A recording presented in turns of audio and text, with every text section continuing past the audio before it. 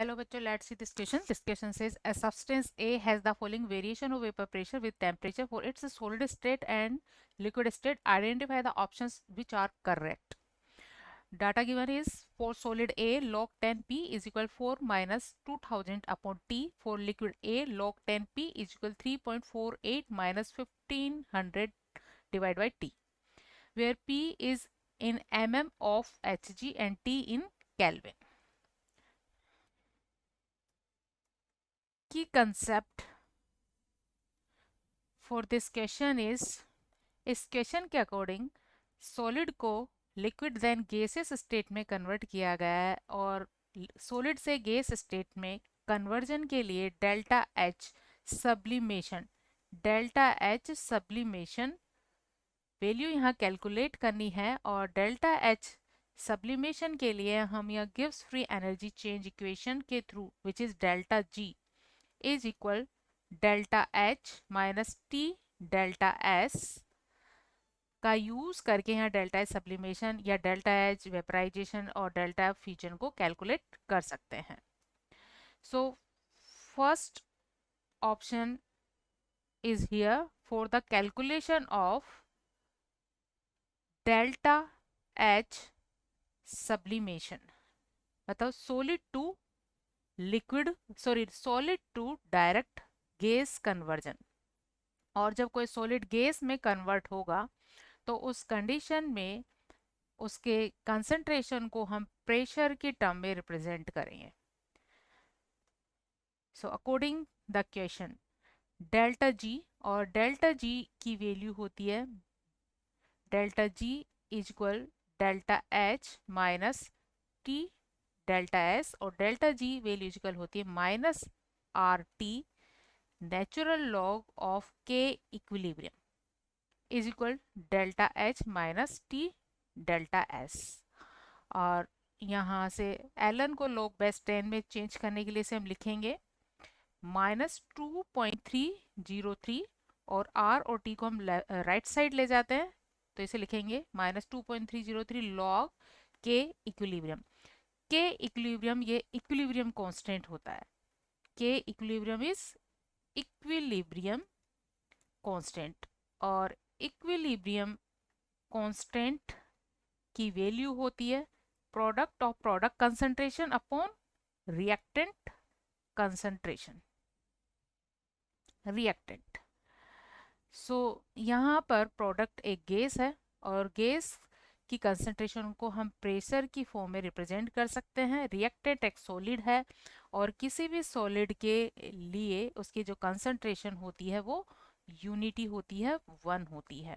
सो यहाँ से के इक्विलिब्रियम की वैल्यू हमें मिल जाती है पी गैस। गैस का जो भी प्रेशर होगा वो के इक्विलिब्रियम के इक्वल होगा। तो यहाँ लोग पी की जगह लिख सकते हैं पी गैस फेज सब्सटेंस ए जो कि गैस फेज में चेंज हो गया वहां पर उसके प्रेशर को रिप्रेजेंट करता है। और इस साइड हम लिखेंगे delta H divide by R T minus T delta S divide by R T. और यहाँ से अगर हम माइनस को कैंसिल करें तो यहाँ भी हम माइनस ले लेंगे, यहाँ भी माइनस और यहाँ भी माइनस, तो इसको हम पॉजिटिव फॉर्म में इस तरह से लिखेंगे। और साथ में हम कुछ वैल्यूज को ये 2.303 वैल्यू को इस साइड ट्रांसफर करें तो इसको हम फाइनली लिखेंगे लॉग बेस 10 पी, जैसा कि हमें इक्वेशन में गिवन है। सॉलिड के गैस में कन्वर्जन से रिलेटेड इक्वेशन इसे log 10 p is equal 4 minus 2000 upon t। तो इस तरह की इक्वेशन हमें यहाँ मिलेगी और इसको अब हम लिखेंगे डेल्टा h और 2.303 r t, और ये वैल्यू हो जाएगी माइनस में और ये होगी अब प्लस में, और ये t से t कैंसिल हो जाएगा। इसको हम लिखेंगे डेल्टा s अपॉन आर। तो हमें इस तरह की इक्वेशन मिलती है। इस इक्वेशन को हम कंपेयर करेंगे इस इक्वेशन से। अगर हम इस इक्वेशन से कंपेयर करें तो log base 10 p is equal ये जो वैल्यू है ये वैल्यू है ये किसके सिमिलर है, इसके सिमिलर है। So according the question minus delta H upon 2.303 R T is similar to minus 2000 upon T. तो यहाँ से टी से कैंसिल हो जाएगा, तो हम इस इक्वेशन को इस तरह से लिख सकते हैं, डेल्टा माइनस माइनस कैंसिल होगा, 2.303 आर इज इक्वल क्या होगा 2000। ठीक है, तो यहाँ से हम डेल्टा एच वैल्यू निकाल सकते हैं, और ये डेल्टा एच किसके लिए होगा, सब्लिमेशन के लिए। तो हम इसे लिखेंगे डेल्टा एच सब्लिमेशन, क्योंकि ये सॉलिड का गैस में कन्वर्जन जिसके लिए प्रेशर दिया है पी से। सो यहाँ से डेल्टा एच सब्लिमेशन की वैल्यू हम कैलकुलेट करेंगे, delta H sublimation is equal होगा 2000 इंटू 2.303। और क्योंकि जैसा कि क्वेश्चन में गिवन है हमें delta sublimation value kilo calorie per मोल में कैलकुलेट करना है, तो हम आर की वैल्यू भी किलो कैलोरी पर मोल में पुट करेंगे, और किलो कैलोरी पर मोल में आर की वैल्यू होती है approx 2 into 10 is raise to power minus 3। तो ये वैल्यू हम यहाँ पुट करेंगे, 2 into 10 is raise to power minus 3।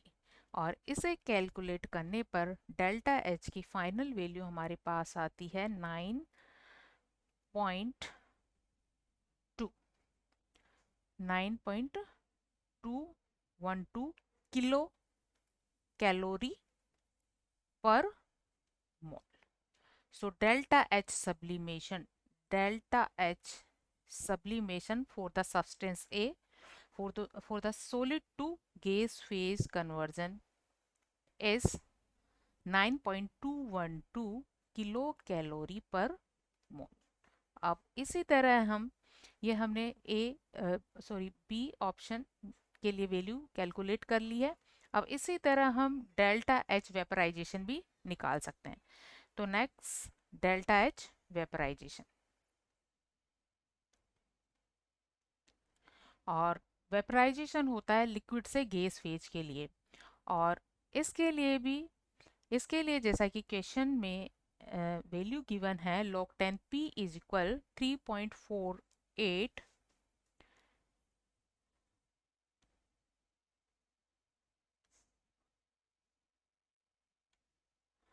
जैसा कि इक्वेशन गिवन है log base 10 p is equal 3.48 minus 1500 divide by T.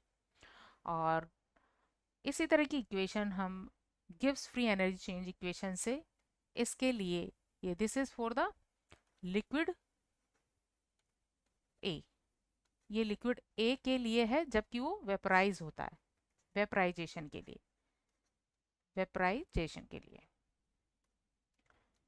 सो यहाँ से जब हम delta G equal delta H minus T delta S equation के थ्रू इस इक्वेशन को हम अचीव करेंगे, तो हमें सिमिलर उसी तरह की इक्वेशन मिलती है जैसे कि अभी फर्स्ट इक्वेशन में हमने कैलकुलेट की थी। तो यहाँ पर हमें delta H upon 2.303 R T value मिलती है similar to 1500 divide by T से। तो यहाँ पर हम जो डेल्टा एच वैल्यू निकालेंगे वो किसकी होगी, वेपराइजेशन की, वेपराइजेशन, क्योंकि प्रोसेस क्या हो रहा है, liquid to gas conversion. This process is liquid to gas, और गैस की कंडीशन में उसका हम प्रेशर पी ले रहे हैं, तो के इक्विलिब्रियम वैल्यू पी के इक्वल हो जाएगी। तो सिमिलर कॉन्सेप्ट को यहाँ अप्लाई करेंगे, और इस बेसिस पर यहाँ से भी हम delta H value for vaporization को कैलकुलेट करेंगे। तो ये होगी 1500 इंटू 2.303। आर की वैल्यू हम किलो कैलोरी में रखेंगे क्योंकि डेल्टा वेपराइजेशन किलो कैलोरी में वैल्यू है, तो ये लिखेंगे 2 into 10 is raise to power minus 3, और टी यहाँ कैंसिल हो जाएंगे। इसे कैलकुलेट करने पर डेल्टा एच वेपराइजेशन वैल्यू आती है 6.909 किलो कैलोरी पर मोल। अब तो यहाँ हमारे पास डेल्टा एच वेपराइजेशन की वैल्यू आ गई है, मतलब हमारे ऑप्शन डी में डेल्टा एच वेपराइजेशन की वैल्यू कैलकुलेट कर ली है, जो गिवन ऑप्शन के अकॉर्डिंग है, इसलिए ऑप्शन डी भी एक करेक्ट ऑप्शन है। नेक्स्ट सी में हमें कैलकुलेट करनी है delta H of fusion. Delta of fusion, और फ्यूजन का मतलब है solid to liquid conversion, solid to liquid conversion. तो डेल्टा एच फ्यूजन हम कैसे निकालेंगे? Delta H fusion is equal होगा डेल्टा एच, सब्लिमेशन को हम ऐसे रिप्रेजेंट कर रहे हैं, माइनस डेल्टा एच वेपराइजेशन को वी से रिप्रेजेंट कर रहे हैं। तो ये दोनों वैल्यू हम कैलकुलेट करके निकाल चुके हैं, और ये वैल्यूज है 9.212, और डेल्टा एच वेपराइजेशन वैल्यू है 6.9 6.9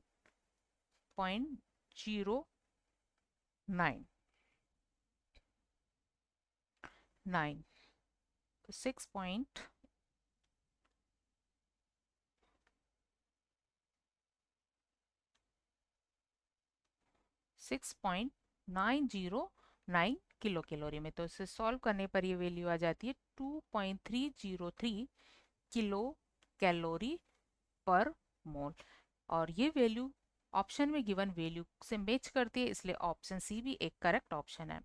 ऑप्शन ए, अगर हम ऑप्शन ए, ये है ऑप्शन बी, अगर हम ऑप्शन ए की बात करें तो ऑप्शन ए में गिवन है enthalpy of vaporization, enthalpy of fusion will be temperature independent. हाँ जी, ये बिल्कुल सही बात है। किसी भी सब्सटेंस के लिए delta H sublimation, delta H fusion या डेल्टा एच वेपराइजेशन उस सब्सटेंस के नेचर पर डिपेंड करता है, टेम्परेचर पर नहीं। So these are the characteristics property. So delta H vaporization and delta H vaporization and delta H fusion are characteristic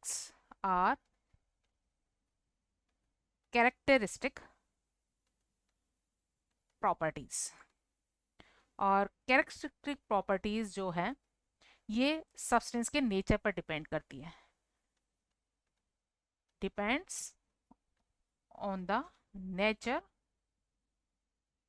of substance, so it is independent to the temperature. So this statement also correct. So right answer of this question is all four options are correct. All four options are correct: A, B, C and D. Hope you understood it well. Best of luck